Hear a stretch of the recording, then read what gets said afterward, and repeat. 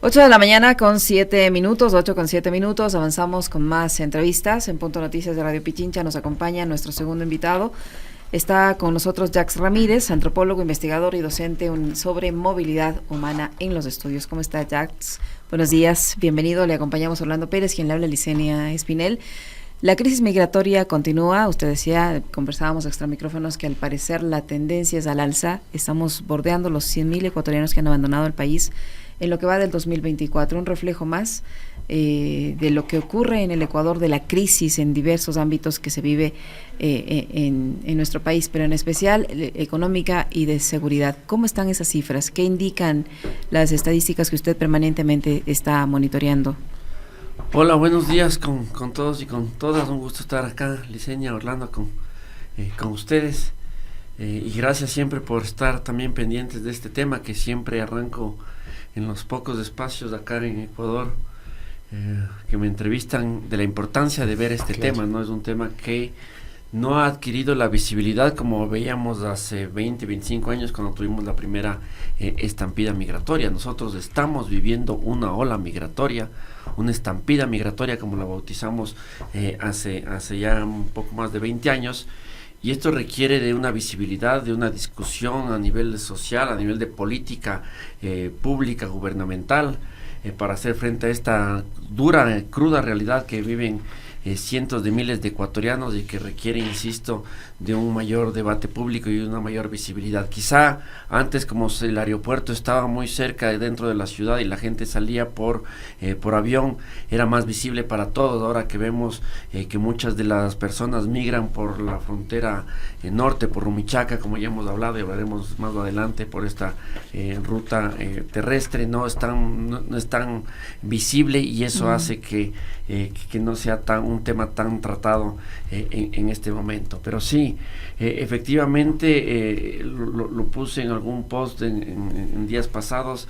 Ya llegamos prácticamente a los 100.000 ecuatorianos que han salido en lo que va el año, de enero a julio. Para ser más exactos, el saldo migratorio cerró en 99.753. Ponía en ese corto análisis en redes en torno a cómo esta cifra se compara con lo ocurrido en los años 2023 y 2022, y vemos que evidentemente este año es mucho mayor a lo que ya habíamos vivido los años pasados. Es decir, haciendo ya un análisis prospectivo, sin lugar a duda, este año será el de mayor salida migratoria de esta nueva ola migratoria que nos encontramos los ecuatorianos. Para que los que nos escuchan tengan una cifra más clara, desde que inicia la estampida migratoria en el 2001, en el 2021, perdón, después de la pandemia. Recuerden que la pandemia se cerraron las fronteras, en la mayoría de los países hubo saldo negativo.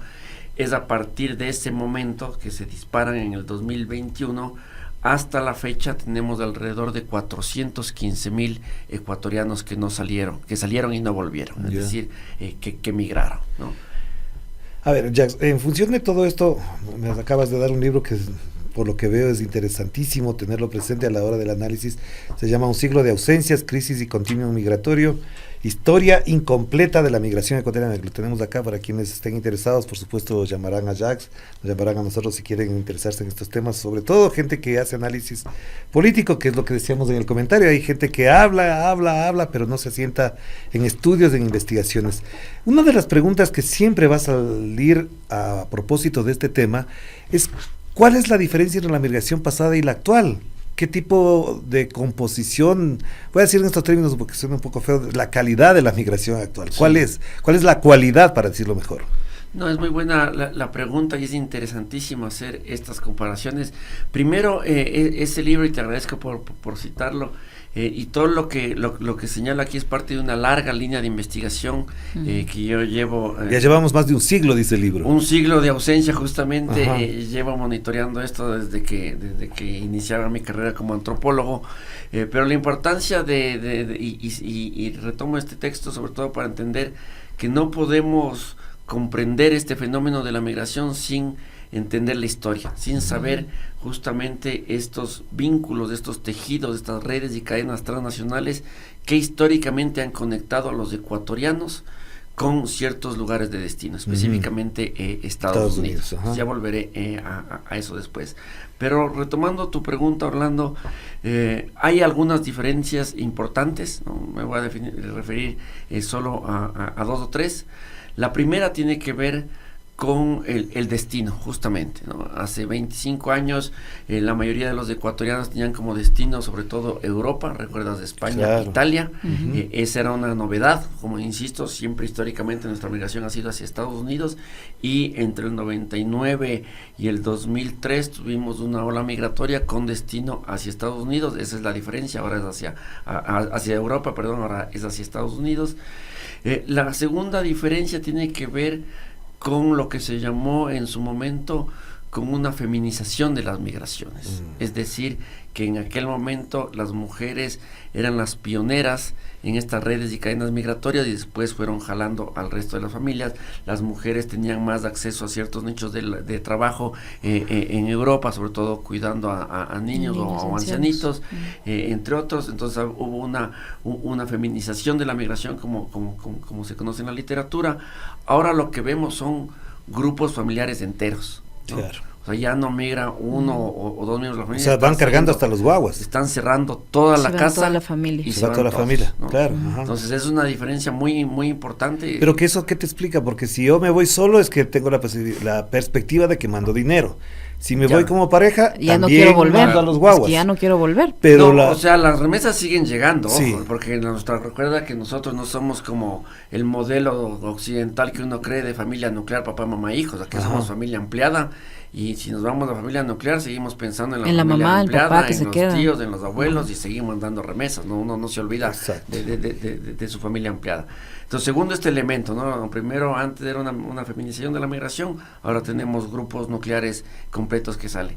Y tercero, tiene que ver lo que tú señalabas con el perfil del migrante, ¿no? Históricamente, la gente que ha migrado en el Ecuador recae en esta categoría de no pobre, ¿no? ¿Por qué? Porque finalmente para migrar, ya sea por canales regulares o irregulares, necesitas plata. Tú necesitabas plata, necesitabas pagar al churquero, al coyote, un viaje. Estos pasadores estaban cobrando entre 15,000 o 17,000 dólares por persona para llegar a tu destino final, sobre todo Estados Unidos. Ahora lo que vemos es que sí están migrando los pobres, ¿no? Por eso el cambio de ruta. Por eso se llama ahora a la gente que va por el Darién la ruta pobre, ¿no? La gente que está migrando ahora a Estados Unidos ya lo hace, mucha de esa población está migrando por tierra, ¿no? A más bajo costo, pero no deja de pagar, por supuesto. No, deja de pagar, pero ya no te valen los 15,000, 17,000 con coyote, puedes llegar con 4,000, 5,000 dólares, ¿no? ¿Lo hacen ya por su cuenta o también en estos casos existen coyotes? Uno puede llegar hasta Necoclí, justamente es el sitio donde nosotros acabamos de terminar el trabajo de investigación de un nuevo trabajo que estamos haciendo con apoyo de Claxo. Cualquier ecuatoriano puede llegar hasta Necoclí, que es en la puerta de entrada al Darién, en Colombia. En bus o como sea, se llega, y recuerden que no necesitamos ningún tipo de visa para ir a los países de la comunidad andina, y es a partir de este punto donde todas las personas de cualquier nacionalidad ya requieren conectarse con esta red de pasadores, de coyotes, de personas que te ayudan a llegar al otro lado del Darién, ¿no? Pasar la selva y continuar por todo Centroamérica y México. Nadie que llega a Necoclí puede continuar el viaje sin ayuda de estas personas. De hecho, tienes que pagar para poder continuar. Y las medidas tanto anunciadas por Colombia como anunciadas por Panamá no han tenido efecto en el sentido de evitar que la gente siga saliendo. Sí ha habido un efecto, pero lo interesante, antes de responder tu pregunta, es algo que también lo he dicho en otros medios, es cómo repercutió la declaración de conflicto armado interno del gobierno de Noboa en enero, ¿no? Como nunca antes nosotros vimos, como nosotros monitoreamos mes a mes, vimos cómo a raíz de esa declaración se disparan las salidas migratorias durante 2 o 3 meses. Febrero, febrero, marzo sobre todo, se disparan los saldos migratorios como nunca antes habíamos visto, ¿no? Entonces, esto es una suerte de los efectos colaterales de cualquier guerra. Como sabemos, cualquier guerra implica un desplazamiento, ya sea interno o internacional, refugio o migración, y esto también vemos acá en el Ecuador. Y eso podría justificar. Con la gente que entrevistamos en Necoclí hace 2 meses, y algo decía el anterior entrevistador, que en lo que va del año se han proliferado las llamadas vacunas, ¿no? Entonces, si bien puede ser cierto que han bajado el tema de las muertes violentas y eso, pero ha incrementado un tema que repercute profundamente a los habitantes, sobre todo a los de más abajo, que son las vacunas, porque no están vacunando ya a los grandes empresarios, a los camaroneros, bananeros, empresarios medios altos, sino empiezan a vacunar a todos. Cuando digo a todos, es hasta el chiclero, claro, hasta el de la tienda, y son esas personas, ese perfil de personas de estratos bajos, los que están migrando principalmente por el Darién, ¿no? Esto podría, así podría entenderse el hecho de que vayan familias enteras, Jax, el hecho de que aquí la violencia ya no tiene ningún tipo de límite y la gente prefiere, digo yo, los padres de familia prefieren llevarse a todos sus hijos para evitar o que se queden a morirse acá por algún incidente de inseguridad o que se contaminen y se mezclen con estas bandas y sean parte ya, en vista de que no hay oportunidades, pues pasen a integrar estas bandas criminales y prefieren irse todos juntos. Cuando habíamos hablado hace tiempo, y está también en el libro para explicar las causas de esta nueva ola migratoria, ya hemos visto, ¿no?, los temas de inseguridad que hemos hablado constantemente, el tema económico, lo de la pobreza, pero después de estos datos de este trabajo de campo y hablando con los migrantes en este punto de Necoclí, siento que hay un tema que requiere de mayor profundidad de análisis, que tiene que ver con la protección social, ¿no? O para ser más exactos, con la desprotección social. Entonces, ¿qué es lo que encontramos nosotros? Que muchas personas se ven imposibilitadas a tener accesos tangibles e intangibles para acceder al trabajo, a la seguridad, a la salud, a la educación, a la vivienda. Entonces, esto es como efecto del desmantelamiento del Estado, de un estado de bienestar social que lo venimos señalando desde el 2017, 2018 con fuerza, y ese desmantelamiento del Estado en el área social, más la profundización de la violencia, hace que las personas se sientan en una desprotección social total que les obliga a migrar. Y aquí el otro punto es que hay que entender que la migración en sí misma es una herramienta de protección social, ¿no? Porque como nosotros ya tenemos esta historia de migración, la gente en esta situación, en este contexto que vivimos los ecuatorianos, vemos que una de las últimas herramientas, una de las últimas formas de sobrevivir es migrar, ¿no? Y la migración, insisto, hay que verla también como una herramienta de protección social, ya que tengo ciertos contactos para poder ir y hacer mi vida en destino. E incluso los que no tienen se arriesgan a hacer todo el tránsito migratorio y buscar vida en otro país. Por eso las imágenes que veíamos en estos tiempos también de ecuatorianos vendiendo en las calles de Nueva York. Exacto, o sea, exacto. Esas personas son los que no tienen ese tejido social, esas redes que les ayudan a conectarse inmediatamente en el trabajo, pero que finalmente logran llegar y venden rosas o lo que encuentren ya en las calles de Nueva York y no en las calles de Ecuador. Y donde tampoco encuentran albergues, porque los albergues de Nueva York están saturados.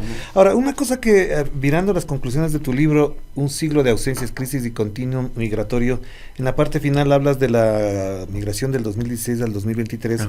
Se insiste, digamos, por parte de este fenómeno, en que provincias como Azuay, Cañar, Cotopaxi, Chimborazo y Tungurahua son las provincias donde más se produce esta emigración.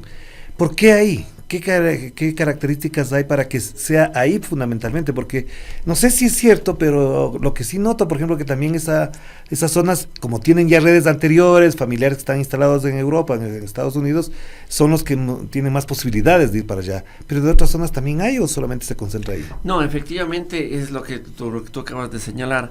mucho de lo que veíamos es justamente por esta tradición, por esta historia de vínculos entre origen y destino, sobre todo de la Sierra Sur ecuatoriana, con Estados Unidos, sobre todo con este triángulo estatal Nueva York, New Jersey y Connecticut. Sin embargo, y acá es lo importante, porque se coloca siempre la variable de seguridad, pero hemos dejado la variable de pobreza. Y donde más está afectando el tema de la pobreza es en las zonas rurales de la Sierra Centro del Ecuador. Entonces los datos que aparecen ahí justamente son de ecuatorianos dedicados a la agricultura, al campo, que se ven obligados a migrar porque la pobreza es el principal elemento expulsor. Eso no quiere decir que las otras personas de otros lugares no han salido.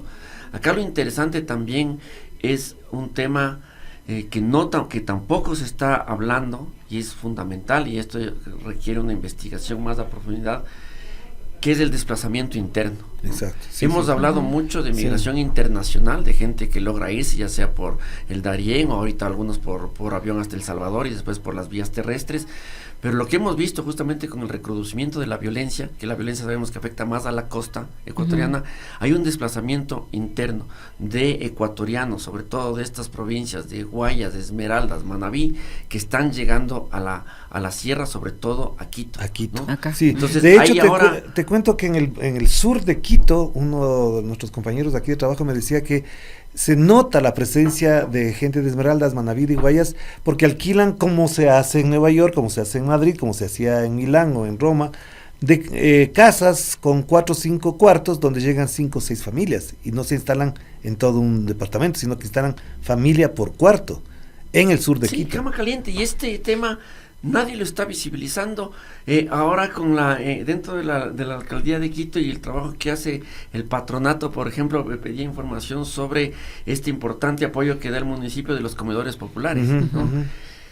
Y vemos el cambio de perfil. Sí. Hace un año veíamos quiénes son los que más están accediendo a estos comedores, y eran muchos migrantes venezolanos. Así es. Ahora lo que vemos es que los que más están yendo son ecuatorianos que llegan de estos lugares, de Guayaquil, de Esmeraldas, de Manabí, que están accediendo a estos sitios. Entonces, ¿Y esto también se debe por la violencia que hay en estas provincias? Específicamente por la violencia. Gente que nuevamente recoge a sus hijos, cierra todo lo poco que tiene, y se viene para unas ciudades o lugares donde hay menos violencia, como en este caso, como la ciudad de Quito, ¿no? Entonces, vemos los dos fenómenos: gente que de alguna manera tiene las redes o las posibilidades de migrar, ya sea por la ruta pobre, por el Darién o por El Salvador, y después conectarse hacia Centroamérica y México, Estados Unidos, y gente que está haciendo un desplazamiento interno hacia ciudades donde la violencia no es tan fuerte y que pueden acceder de alguna manera a ciertos servicios como dan las ciudades grandes como Quito o Cuenca, por ejemplo. Entonces, el fenómeno de la movilidad humana, ya sea internacional o desplazamiento interno, está muy presente. Es de la cara más visible de este desmantelamiento del Estado, es la cara más visible de estos gobiernos neoliberales que han pulverizado el bienestar social, que están matando el sueño a los ecuatorianos y que se ven obligados a moverse, no por voluntad propia, ¿no? Porque la migración es un derecho, pero ahorita estamos viendo que migran porque es una estrategia de sobrevivencia y, como decía, una herramienta de protección social. Jax, hubo una época en que también se producía esta migración de niños no acompañados. Ahora van familias completas, pero ¿qué pasó con esos niños no acompañados? ¿Eso se frenó? ¿Pudieron volver? ¿Se quedaron en los Estados Unidos? ¿Qué pasó con esa parte de la migración? No tengo aquí los datos, si hay esa información desagregada. Sigue existiendo, ¿no? Sigue existiendo niños, niñas y menores no acompañados, pero como decía, la tendencia ahora es ir en grupos familiares. Hay, pero no es como el denominador común, como veíamos en un momento en el 2014, en el 2016, centroamericanos, ecuatorianos que iban menores. De hecho, les recomiendo a los que nos están escuchando esta bellísima película que se llama La Jaula de Oro, que es una película justamente sobre migrantes en tránsito centroamericanos, sí, que van hacia Estados Unidos, y habla justamente sobre este drama de la migración internacional. Pero lo que quería también comentar antes de ir cerrando es cómo también, como efecto, otra repercusión de otro de los grandes errores que ha cometido este gobierno, que tiene que ver con el asalto a la Embajada de México, ¿no? aunque uno decía, ¿qué tiene que ver esto con la migración? Pues tiene que ver muchísimo con la migración. Ya me ganaste ¿Cómo afectó? me ganaste ¿Cómo la pregunta porque te adelantaste. Porque hasta ahora conocemos que alguien benefició, ¿no? Y ya sabemos a quién porque benefició. había vuelos pero directos a México, por Aeroméxico, se salía por ahí, y las relaciones, además de la gente que está en México, migrando a Estados Unidos, también se atendía desde esa situación. Correcto, desde esa es eso, pero sobre todo vemos cómo a partir de este evento se ha complicado la llegada de los ecuatorianos a la frontera de México con Estados Unidos, que es el punto donde tenemos los últimos datos de monitoreo, ¿no? De los diferentes países, ¿no? Apenas ocurrió este evento, recuerden lo que les decía, enero, febrero, marzo, un incremento como nunca antes de ecuatorianos que están saliendo como efecto de esta declaración de guerra. Llega abril, invasión a la Embajada de México en Ecuador. Y se frena un Esos poco. migrantes que están caminando, ya sea por el Darién, por Centroamérica, llegan a México y se encuentran con la noticia de este problema diplomático, y lo que ocurre es que hay una suerte de reforzamiento de un nacionalismo barato de ciertos actores sociales y otros estatales mexicanos, que empiezan a ver a los migrantes ecuatorianos como los invasores, ¿no? En esa suerte de esos chauvinismos, nacionalismos, Claro. Pese a que el presidente de México había dicho esto no tiene nada que ver con el pueblo ecuatoriano, en la vida cotidiana vemos estas rivalidades, ¿no? Cuando hay este tipo de Y se problemas. produce una cierta xenofobia. Y se produce no solo una xenofobia, Orlando, sino que se empiezan a incrementar los raptos ecuatorianos. Raptos. Los Solo por secuestros. ser ecuatorianos, los secuestros, solo por ser ecuatoriano. Hemos visto un incremento, siempre ha habido, ¿no? Sí, sí, Pero lo sí, que vemos sí. es un incremento de esto. Le voy a contar un tema. Nosotros con gente que hablábamos en Necoclí, seguíamos en contacto vía WhatsApp para seguirles en la ruta, nos contaban los horrores que están pasando en México, ¿no?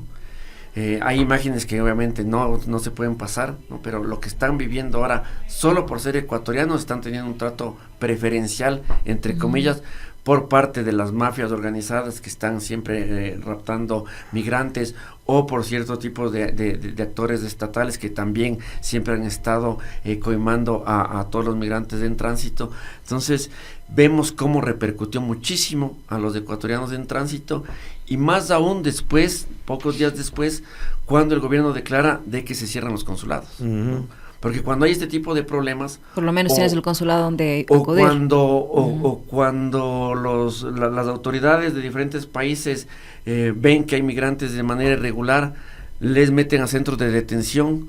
La única manera de salir, porque recuerden que los pasadores, los coyotes les quitan los pasaportes, es que una autoridad de tu país les entregue un documento de identidad, un salvoconducto, diciendo esta persona es ecuatoriana, por favor, depórtelo, ¿no? Ni siquiera eso puede pasar ahora.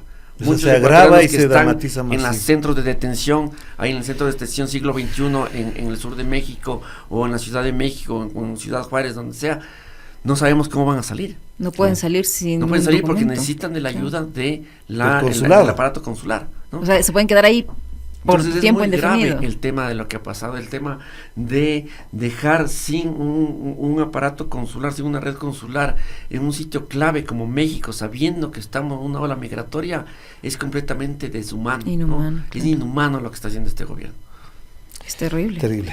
Muchísimas gracias, Jax. De verdad, este es un tema lastimosamente permanente, recurrente, pero no tiene respuesta estatal. Pero no quiero dejar de que te vayas sin consultarte. Si la política pública está ausente, aparecen otros actores ahí.